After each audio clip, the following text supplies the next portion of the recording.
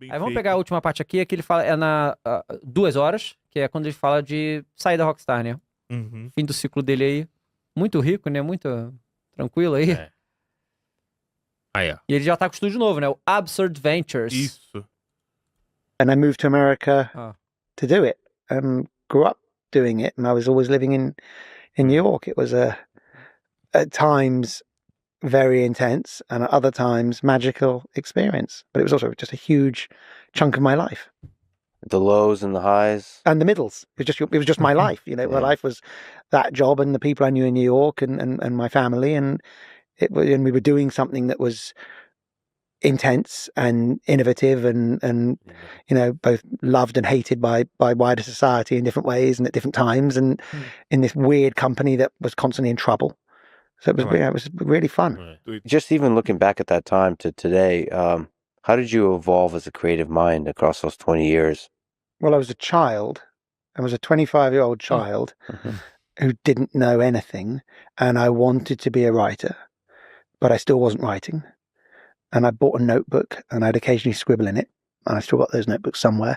And I was working in video games, which were the least literary medium it's possible to imagine at the time. There was no room for that on PS1 games, really. Não tinha. Thinking I needed to stop and do something else, but not having the skills or the confidence to do it. And I'd been doing that in London. Then I came to New York, and it was fun, really fun to be in New York, and really fun to do a new company in New York. And that was an amazing adventure, but I was still lost as a human being. And then when I was 27, I was still completely lost, a child, and I stopped some of my bad behavior. And the next day, pretty much, the chance to work on open world games and all the skills I'd half learnt over the previous years, and my way of thinking, where I thought about space a lot because I was a geographer rather than a historian, came together, and I got the chance to work on open world games. So it felt like it was meant to be.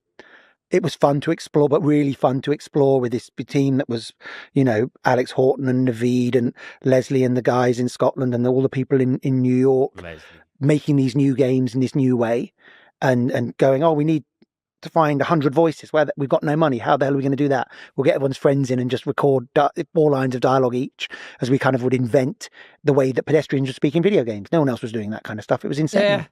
So I think that period from kind of 2001, 2005, it was lots of early innovation and felt really exciting because we were doing new stuff. It didn't feel, it felt creative, but it didn't feel like writing yet. Just becoming that. It felt doing lots of creative things and learning how to assemble the stuff and learning what it could take. And then I think we talked about it earlier, but the journey into doing GTA 4, when it began to feel more like a proper writing experience. And I was kind of probably ready for that at that point. And then I was like, well, this is better than films. This is something that films can't do. You know, this 360-degree experience of being this immigrant. And it still felt like we were still only scratching the surface. I mean, it still feels like that now in some ways, but it still felt like, and then that 5 games, you know, GTA 4 and 5, Red Dead 1 and 2, all the extra packs for them, and Max Payne 3, I think we took the games thematically into new places through that period. From a writing perspective, that was the most exciting period. From a business and sort of early creativity period, the period 2001 to 2005 was probably the most exciting. The original starting team, we were all doing well. You know, personal life was doing okay. Didn't feel like such a mess. And then from 2007 onwards, 7-8, was happy personally, having children, happily married, and the games were just getting much better, but there were lots of pressure in the business. You know, it was just, and the budgets got really big, so I had this other stress. So there's always good bits and stresses, but, you know, and always just tried to sharp and do my best and think about how I could do it in a new way. Always trying to go, it's a new medium. What can we do that's new?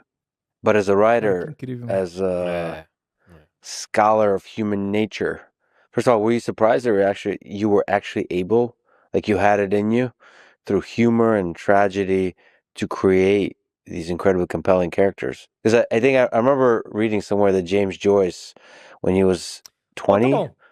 Pode parar aí, galera. É o seguinte, o Champs mandou aí no chat, acho que tá aqui botando na descrição também. Se vocês quiserem ver completo, tá, toda a conversa, é assim, eu acredito que todo mundo que todos os game designers do mundo deveriam Tem. assistir esse negócio e prestar incrível bem isso. atenção no que o Incrível. Dan Houser fala aí, Sim. porque não é comum. Na verdade, o que o Dan É Houser tá único, falando, né, isso aí que ele tá falando fazendo. aí, ele poderia ganhar muito dinheiro falando Exato. em palestras, tá? Exato. Porque isso aí é um negócio absurdo, realmente.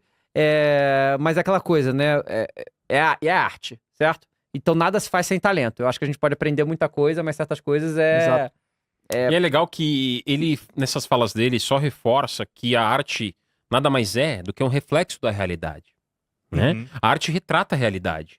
De uma forma artística, seja em comédia, drama, em terror, suspense. Inclusive, Mas, né? uma das inspirações pro GTA 4, ele falou que quando ele tava em Nova York pra escrever coisas sobre o jogo, ele ficou 6 meses a 1 ano andando na cidade, de táxi, Olha de isso. metrô, e ele fazia anotaçõezinhas. Falou, Então, essa ideia. Mente do escritor, né? É. A mente do escritor, do criador, porque a arte e o que também mostra como a arte se reflete, ou melhor, a realidade se reflete na arte e vice-versa, né? Porque ele teve essa história do avô com a tuberculose, ou seja, uma experiência pessoal dele, ele transmitiu de alguma forma no jogo. Assim como o Hideo Kojima sempre diz em entrevistas que o que ele teve na vida dele, que ele dizia que os pais saíam muito, deixavam ele sozinho por muito tempo, e ele ficava vendo filmes. Sim. Curiosamente, o Dan Né? Houser falou a mesmíssima coisa. O Ele cara falou que antes de ler inspirado esse pelo jogo, cinema, né? tudo é cinema pra ele. E que ele só começou a gostar de videogame quando ele começou a fazer o GTA. Quando ele começou a desenvolver. Ele não gostava de videogame. E ó, vou falar pra Não vocês. amava. Então, olha que legal, mas você vê, reflete a realidade dele, né? Essa que vocês viram aí, né? Eu acredito que vale muito a pena ver essa entrevista toda. É uma das raríssimas ocasiões que você vê um dos responsáveis por conceber o estilo cinematográfico dentro de videogame. Esse cara aí, ele foi um dos criadores, um dos pioneiros a pensar em videogame de forma mais cinematográfica, contar uma história com takes, com roteiro, com o envolvimento dos personagens, com o contar da história e a integração do jogador com a história que está sendo contada. Esse tipo de coisa aí é raro. Esse cara aí, ele é um gênio da indústria de videogame e é uma pena dele não ter participado no GTA 6. Mas o que eu, como fã da Rockstar, eu como fã de GTA, eu espero imensamente que a equipe que trabalhou nesses 20 anos com esse cara tenha absorvido um pouco dessa essência, desse talento, da preocupação de contar a realidade e vivência de cada um e transformar para uma história, uma experiência para o jogador, cara. Isso Talvez é muito até maneiro. tenha um resquício do trabalho dele ainda. Vai saber o que ele produziu. Ele saiu em 2020, né? da Rockstar. 2020. O GTA 6 a produção há muito mais tempo. É, muito mais. Vamos ver.